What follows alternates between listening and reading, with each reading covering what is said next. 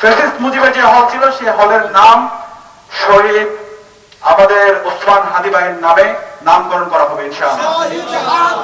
আমাদের সকলের প্রিয় শহীদ ওসমান হাদি ভাইয়ের যারা হত্যাকারী তাদেরকে এখন পর্যন্ত ইন্টারিম অ্যারেস্ট করতে ব্যর্থ হয়েছে।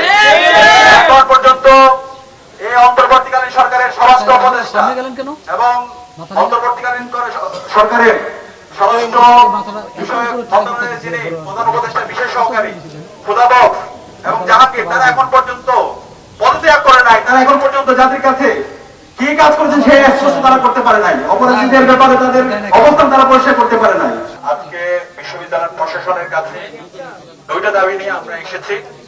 আমাদের প্রথম দাবি ছিল, প্রথম আবেদন ছিল এটা হল সংসদ এবং কেন্দ্রীয় সংসদ ডাকসুর পক্ষ থেকে আবেদনপত্র দিয়েছি। বিশ্ববিদ্যালয়ের ফেস্টিভালের আয়োজনের নামে যে স্থাপনাগুলো আছে সেই স্থাপনাগুলোর নাম পরিবর্তন করতে হবে। আজকে বিপ্লব পরবর্তী 16 মাস হয়েছে, এখন পর্যন্ত বিশ্ববিদ্যালয়ে 5টি স্থাপনা ফেস্টিভালের আইকনের নামে আছে। তো সেই প্রস্তাবনাগুলো আমরা দিয়েছি। আজকে মৌখিকভাবে আমাদের যে প্রস্তাবনা দিয়েছি সেই প্রস্তাবনাটা অনুমোদন হয়েছে।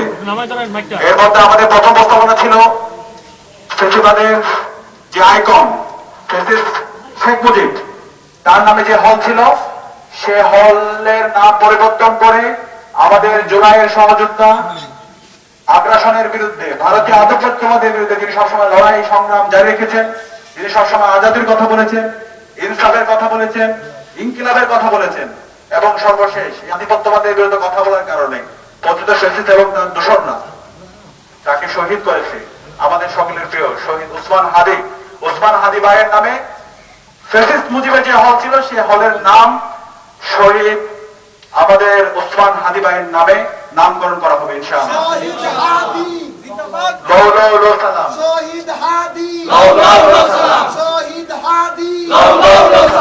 শহীদ হাদি স্মরণে শহীদ হাদি স্মরণে শহীদ হাদি স্মরণে শহীদ হাদি শহীদ হাদি শহীদ হাদি শহীদ হাদি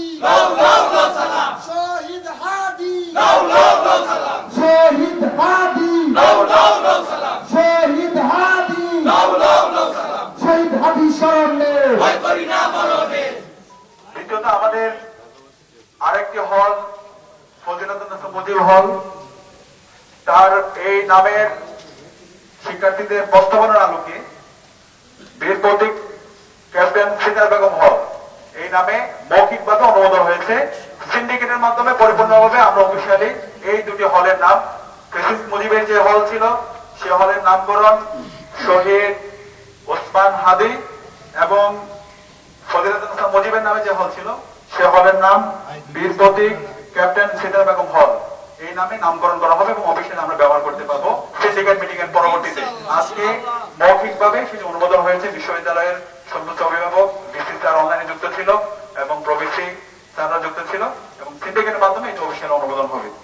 একই সাথে আমরা আরো 3টি আমাদের স্থাপনা আছে এখানে কর্মকর্তাদের যে ভবন আছে সেখানে 2টা ভবন, বঙ্গবন্ধু টাওয়ার এবং শেখ হাসিনা টাওয়ার, এই দুটিরও নাম পরিবর্তন করা হবে এবং অংশীজনদের সাথে বসে নামের প্রস্তাবনা আমরা ঠিক করে এটা ফাইনাল সিন্ডিকেটের মাধ্যমে পাস হবে।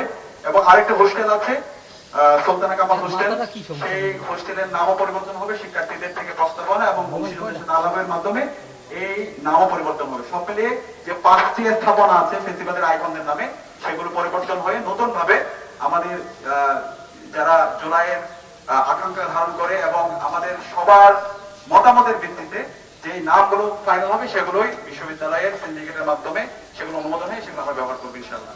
আমাদের সকলের প্রিয় শহীদ ওসমান হাদি ভাইয়ের যারা হত্যাকারী তাদেরকে এখন পর্যন্ত ইন্টারিম অ্যারেস্ট করতে ব্যর্থ হয়েছে। এখন পর্যন্ত এই অন্তর্বর্তীকালীন সরকারের স্বরাষ্ট্র উপদেষ্টা এবং অন্তর্বর্তীকালীন সরকারের স্বরাষ্ট্র বিষয়ক মন্ত্রণালয়ের যিনি প্রধান উপদেষ্টা বিশেষ সহকারী খুদাবক এবং জাহাঙ্গীর, তারা এখন পর্যন্ত পদত্যাগ করে নাই। তারা এখন পর্যন্ত জাতির কাছে কি কাজ করেছেন সেই স্পষ্ট তারা করতে পারে নাই। অপরাধীদের ব্যাপারে তাদের অবস্থান তারা পরিষ্কার করতে পারে নাই। আমরা ঢাকা বিশ্ববিদ্যালয় কেন্দ্রীয় ছাত্র সংসদ ডাকসুর পক্ষ থেকে এবং পুরো ছাত্র সমাজের পক্ষ থেকে তাদেরকে অনুরোধ করছি আপনারা পদত্যাগ করেন। আপনাদের আর এই জায়গায় অবস্থান করে আপনাদের নৈতিক অধিকার নাই। একই সাথে আইন উপদেষ্টা এবং পররাষ্ট্র উপদেষ্টা, আপনাদেরকে আমরা বলেছিলাম এই খুনি হাসিনা এবং তার দোষকদেরকে যারা দিল্লিতে পালাইছে তাদেরকে দেশে এনে তাদেরকে বিচার আওতায় নিয়ে আসতে হবে। একই সাথে এই যে সারা দেশে আজকে আমরা দেখতে পাচ্ছি অপরাধীদেরকে ধরা হয়, এরপর তাদেরকে ছেড়ে দেওয়া হয়, তাদেরকে বিভিন্ন ধরনের তদবির করা হচ্ছে। এই আইন উপদেষ্টা তাকে অবস্থান পরিষ্কার করতে হবে। যারা অপরাধী আছে তাদেরকে কোনোভাবেই তাদেরকে জামিন দেওয়া যাবে না। আমরা মামলা বাণিজ্য দেখতে পাচ্ছি, আমরা আইনজীবীদের দেখতে পাচ্ছি, তারা বিভিন্নভাবে বিভিন্ন টাকা পয়সা লেনদেনের মাধ্যমে অপরাধীদের পক্ষে তারা লড়ছে। সুতরাং এই ধরনের যারা কাজ করবেন আমরা তাদেরকে রাজনৈতিকভাবে এবং সামাজিকভাবে আমরা বয়কট করবো। এই হত্যাকারী যারা আছে, ফেসিস্ট চক্র যারা আছে, তাদের বিরুদ্ধে আমাদের অবস্থান পরিষ্কার। বাংলাদেশে তাদের রাজনীতি করার কোনো অধিকার নেই, তাদের বিচার হইতে হবে। খুনি হাসিনাকে ভারত থেকে বাংলাদেশে এনে তাকে তার বিরুদ্ধে যে রায় এসেছে সেই রায় কার্যকর করতে হবে এবং এই রায় কার্যকর আমরা দ্রুত সময়ের মধ্যে দেখতে চাই। একই সাথে আমাদের উসমান হাদি ভাইকে যারা শহীদ করেছে, যারা হত্যা করেছে, এই হত্যাকারীদের মধ্যে ইন্টেলিজেন্সের মধ্যে ঘাটতি মেরে বসে আছে। আজকে ইন্টেলিজেন্স ফাংশন করছে না।